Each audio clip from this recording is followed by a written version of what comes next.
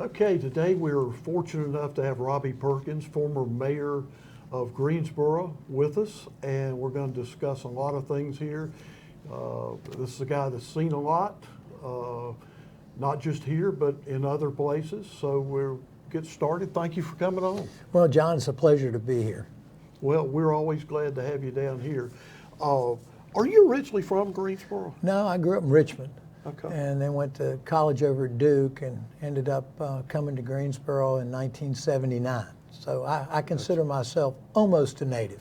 Excellent, excellent. Well, I know that I'm from Gastonia and went up to Wake Forest for 4 years. When I graduated, came over here, and they can't run me off. So they've tried, but they can't. So I get it. That's a great segue, though, to how wonderful Greensboro is, because in my mind, it's the ideal place to raise a family.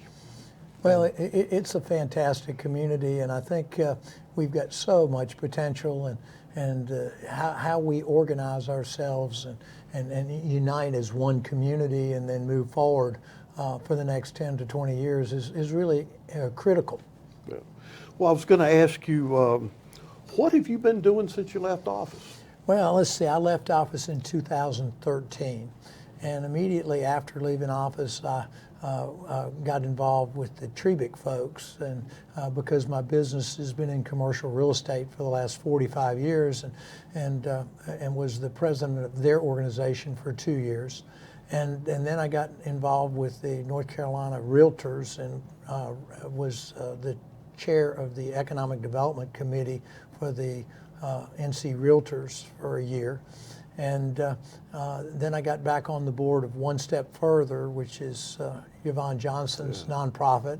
And for the last 3 years, I've been the chair of that board, overseeing the transition from Yvonne's retirement to Andrina Coleman taking over as the executive director, and trying to move that organization into a position where we can go another 40 years. Yeah, boy, losing Yvonne was a hard one to swallow, and I still look around. I see things that she had her fingers on at all times, and it lets you realize that life is fleeting, and we should try to do things like she did and make the world better as you go along. Well, Yvonne Johnson and I got to know each other in 1993 when she was running at large and I was running in District 3 for City Council. Mm-hmm. And during that campaign, we interacted and something just clicked.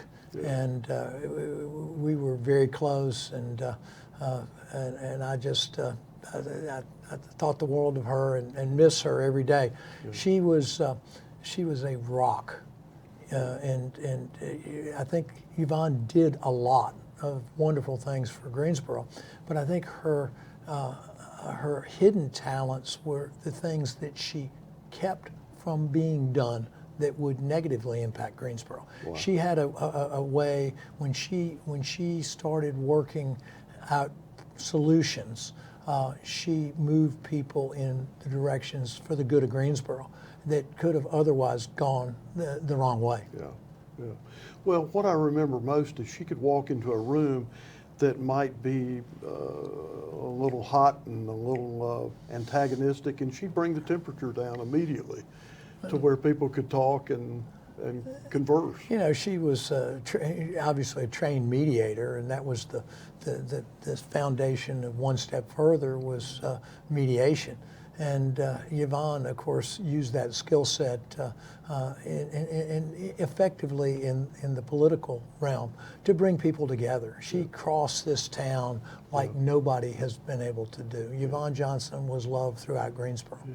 And what a memory. I mean, we could pick up on something that had happened years before, and as if it were happening right then. She was different, and in so many ways, I wish we could have cloned her. Well, we have. Her legacy is her family. Yeah. And I think at her funeral, certainly the most impressive part of that funeral was the grandchildren. Yeah. And each one of them getting up and saying something about the grandmother. And I think that really really left everyone there in a good place because they knew that there was a legacy there that was going to continue. Well, I tell you, she will be missed for a long time. Uh, when you were mayor, what do you think your biggest contributions to Greensboro were? Well, I think you have. I know there are a lot, but what would you say were the biggest?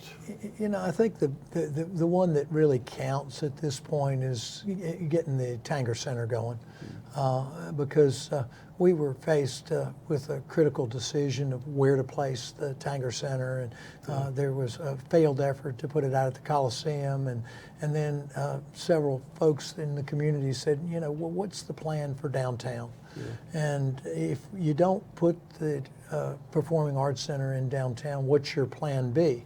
Yeah. And so fortunately we thought about it and said, you know, I'm all in. And but the beauty of that whole process was we built a foundation by engaging everyone in town in that conversation. And, you know, Ross Harris is my current campaign manager, and she led that effort for the Community Foundation to pull people together, opponents and proponents. And everybody sat together and discussed how this could be done.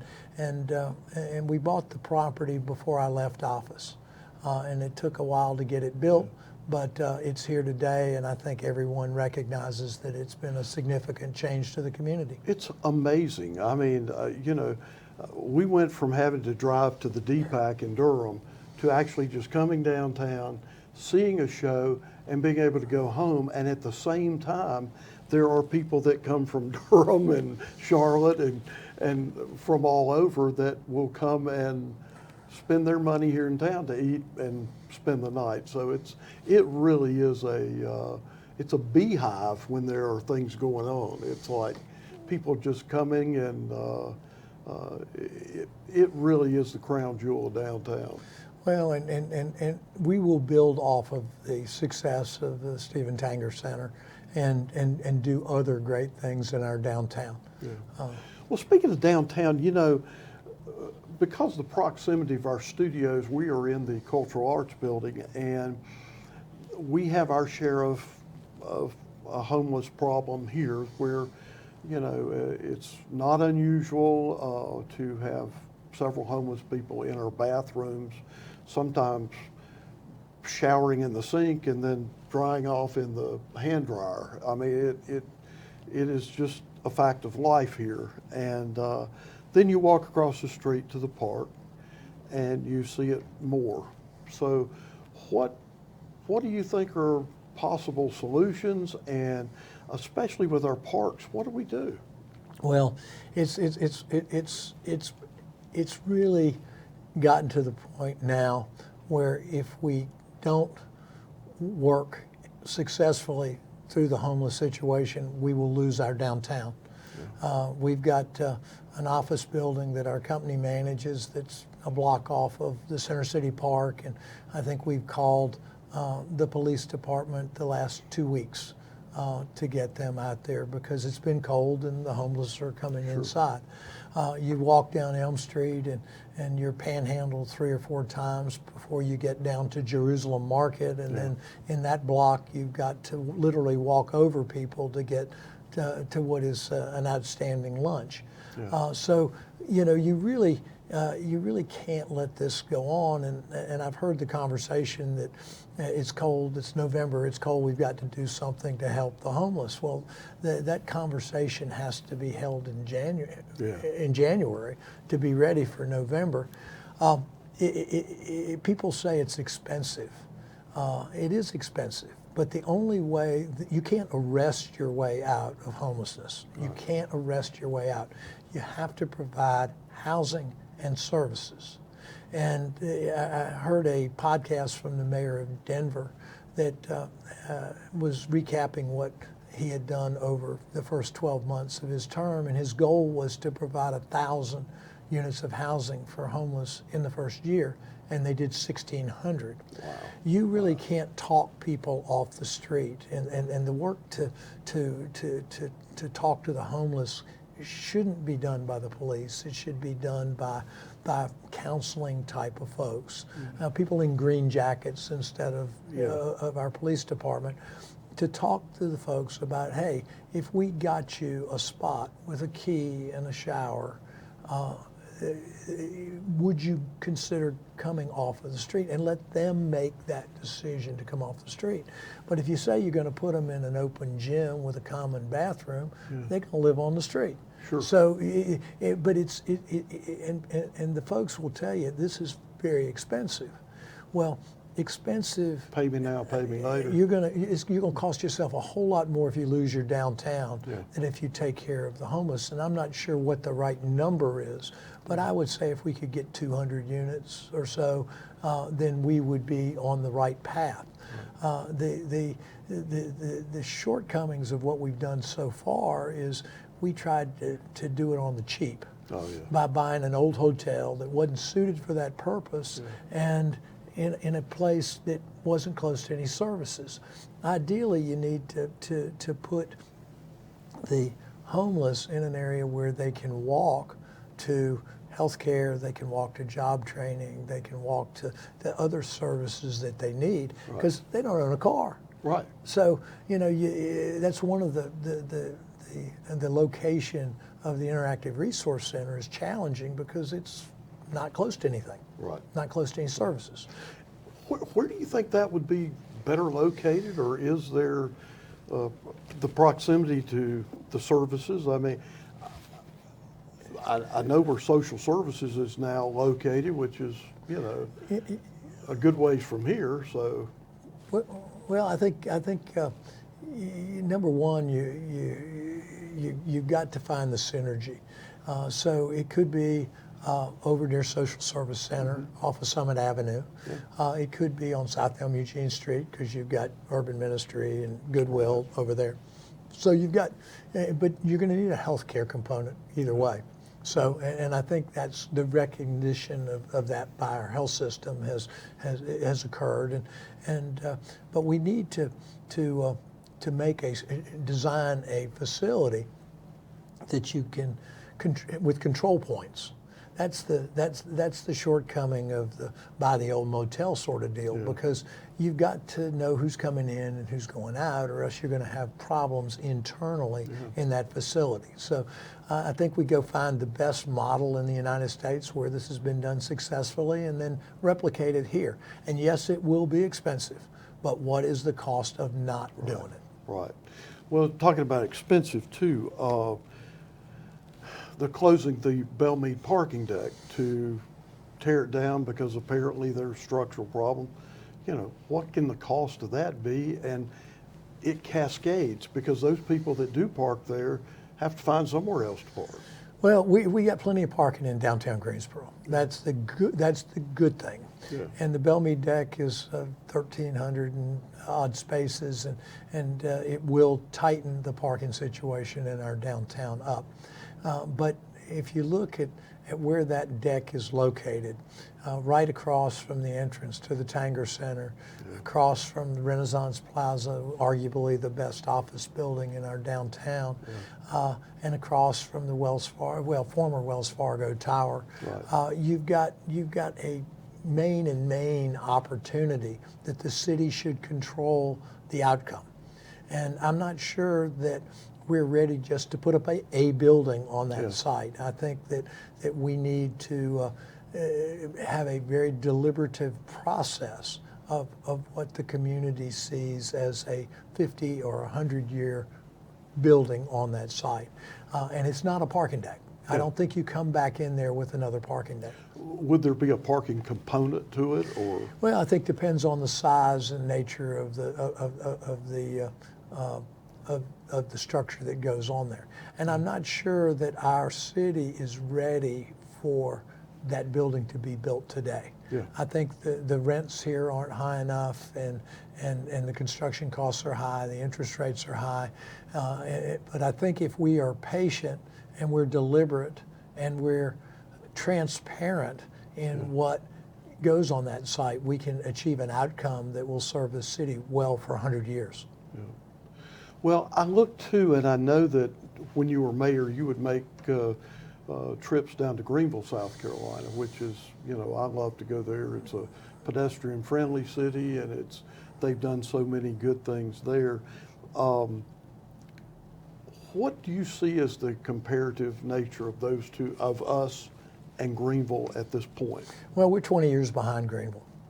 And where Greenville was successful was they had a community leadership that brought people together, and the community agreed on a plan in 1976. Oh, wow. Okay, and that plan has been executed. They've got standards of development standards in their downtown, and that make things really neat, really cool, have some architecture to them, and everything kind of comes together. You've got to create space. You've got to create. You got to create a sense of place, and that's what Greensboro really needs. We've got it to a certain extent on our South Elm side, out near Gate City Boulevard. Right. It looks kind of like it fits together and it works together, and it's neat and cool. And in order to attract the young professionals that we've got to have to make our community vibrant, we got to create things for them to do that they like, and neat and cool is part of it. That's what makes your downtown special. The downtown knits your community together. All 5 of our city council districts should touch this downtown. And everybody ought to consider that when we recruit people to our community, they're going to look at our downtown, and they're going to make a judgment on what we think about ourselves by how our downtown looks, feels, and operates. And what about the vacant buildings that you have downtown that are boarded up in some cases, or should be boarded up? Or not. You know, John, there's limitations to what you can do under the law. And if I am elected mayor, my stance would be to be very aggressive. We have been patient for way too long. And the problem with the vacant buildings or the underutilized buildings is they're kind of like a cancer. And that cancer will spread. And we have citizens that have invested big dollars and a lot of time and blood, sweat, and tears to build their businesses, and then you've got this cancer sitting in the middle that really keeps them from doing what they ought to do. When I worked in historic preservation, we found out that with a lot of these old textile mills that are being redone, repurposed, that if a mill sits in an area and the windows are broken out, the chances of that building being saved become smaller and smaller, and the destruction, or either from purposely or non-purposely, becomes greater. So I think when you walk downtown and you see a building not being utilized, it is, and you think about where it is, it's perplexing, because you know, in my mind, as soon as I see it, I'm like, boy, you know what would go great here? Or so what are some of the causes of these larger buildings to be boarded up? Well, I think you've got some ownership challenges. And, you know, I think the linkage between on our center, on our Elm Street, is important, and that 300 block of South Elm is really the linchpin, because south of there it's going pretty good, and north of there it's going pretty good, but that 300 block is where we've got to pay real attention. And there are a couple property owners down there that you probably won't want me to come back in to city council, because they know that they're not going to get an easy way out with me. I'm going to tell it like it is. I'm going to say, you guys need to buckle up, or we're going to help you buckle up. We've tried the carrot as a community. Now it's time to get the boot out. Well, I know when I was involved at Preservation Greensboro, you were great help with the Cascade Saloon, and then of course later the council was very helpful with that. I think that was one of the greatest things that could have possibly happened down on the south end of Elm Street, because my gosh, it's not only a historic building, but now it's a contributing building to tax base and to, it's a beautiful building. Well, but you think about it, John, if that building were gone, Yeah. there would be a gap Yeah. in the street. Yeah. And a gap in a street like that is, it's industrial looking. Well, it's a dead zone. Yeah. And you've got to create energy up and down Elm Street. And I think we've got huge potential over the next 20 or so years to make Elm Street our Main Street in Disney World sort of thing. People don't have what we have, and we've got to maximize it. We've got to clean it up. In my view, our downtown at this point is unacceptable. Yeah. Frankly, it's below standard. I'm not proud of it in terms of me. If I've got a client in town, I can't take them around downtown and show them Greensboro because there's too much wrong with it. And we've got to come up with a funding plan and a foundational support for that funding plan to turn it around. It's not close to where it should be, I can tell you that. And we've got 37% of our downtown is either structured parking or parking lots. We've got the News and Record site that is 10 acres of undeveloped land. We've going to have the Belmead parking deck site. We've just got a lot of opportunities, and we've got to have a way to heavy lift to make the numbers work to get product out of the ground. That's going to take a coordinated effort between the city of Greensboro and Guilford County. Yeah. Because the key to Greenville, South Carolina's success was tax increment financing, called TIFs. And every major project, residential or commercial, in downtown Greenville was caused to happen by a TIF being put in place. We have to have cooperation between the city and the county. If we don't have the county involved, we get 55% less money in the TIF. And that TIF basically takes the difference between the current tax value and what would be built on that site and forgives the taxes or a percentage of the property taxes for between 8 and 10 years. That gets the project out of the ground. But 8 or 10 years from now, we've got a heck of a tax base. Yeah. So that's the theory behind TIFs, and we ought to be using that, and the county ought to be our partner in that effort. Well, speaking of the old News and Record property, well, in your mind, what do you think is the best use and maximum use of an area that large? Well, you can build a city on that property, because between the News and Record site and the property behind there is 10 acres of ground.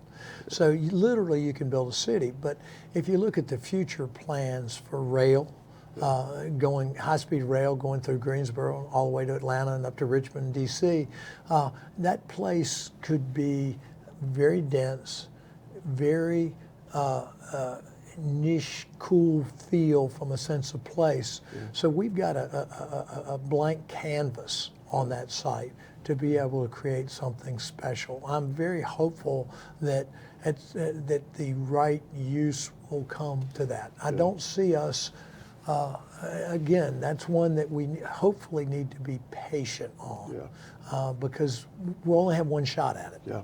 If we do it wrong, it's done wrong forever. Yeah. If we do it right, it changes the nature of Greensboro. Yeah. One of the things that I would really push on is how do we engage our large public universities, A&T and UNCG, to come together in our downtown. Yeah. It's been done successfully in Durham with Duke and Winston-Salem with Wake Forest, and I'm sure other places across the country. We've got to make that happen. Well, I know in Winston-Salem with Wake Forest, that whole corridor downtown, while it looks like it happened overnight, it took years. It was a 20-year project. Graydon Pleasance just retired, and he was head of that thing for 25, 30 years. Yeah. But that's the plan. That's why Greenville is successful. Yeah. They had a plan. And Greenville's mayor is a Wake Forest graduate, so. Knox White. Yeah. Yeah. Well, and he sees the potential for what could be in Greensboro. He's been up here a number of times. Right. Well, the one thing that we didn't cover that we kind of tangentially hit it, but And even though the city has nothing to do with funding for the school systems, I know that in a lot of, especially at the coast, affordable housing is just not there. And they've had to actually build places like Berkeley County and some others, almost like a dormitory, although it's an apartment building type thing, for teachers just to come in and be able to afford to live. And so what do you see as far as affordable housing, where we're not talking the homeless or talking the non-working? Well, housing is a critical component of the whole puzzle for Greensboro. We've been successful in recruiting these thousands of jobs, and people are coming here. Yeah. People are coming here. Yeah. We've got to be able to take care of the folks that come here. Yeah. And we need housing at all price points, everything from the homeless up to the best subdivisions. Right. So how do we do that is the key. The affordability piece can only be done by increasing your density across the entire community. And it has to be done with some sort of subsidy. And it's a math problem. It's certainly not a construction problem, because we have 10 of the most prolific apartment developers in the southeastern United States that office out of Greensboro. Right, right. And yet Greensboro doesn't even realize that. That's right. So we get those guys together and say, okay, you can build these for X. If you're going to rent them affordably, what is the subsidy that we need to provide to get you there? And if you look at our neighbors over in Winston-Salem, they're doing that. Yeah. In fact, I had a discussion with their mayor, Alan Joins, and he said, we've got to figure out how we continue that. Yeah. And it's expensive, because 240 units is going to run you probably $6 to $8 million of public subsidy to bring the price down to the affordable range. And we've got to decide where is affordable. 30% of the median household income is pretty daggone low. The 70% folks and the 100% folks need a place to live too. And so we've, and the other piece, and the struggle with this homelessness piece, is it costs you roughly 10 times the amount of money to take care of someone by the time they get to be homeless versus to keep them from falling into homelessness. Right. And if we don't take care of that at-risk population, then they come into it and it costs a lot more money. So this is a very complex problem, but we got to try some solutions. We can't just keep talking about it. Yeah. We're so happy to have had Robbie Perkins here as our guest today, and I think one of the things that I'm happy about as a citizen of Greensboro is to hear the vision and to hear that there are solutions, and that gets me excited. So I hope it gets a lot of you excited, and we're glad to have Robbie here, and I appreciate you coming on. Well, thank you for having me, John, and look forward to more discussions in the future. Sounds good. Thank you. He kept giving me the signs.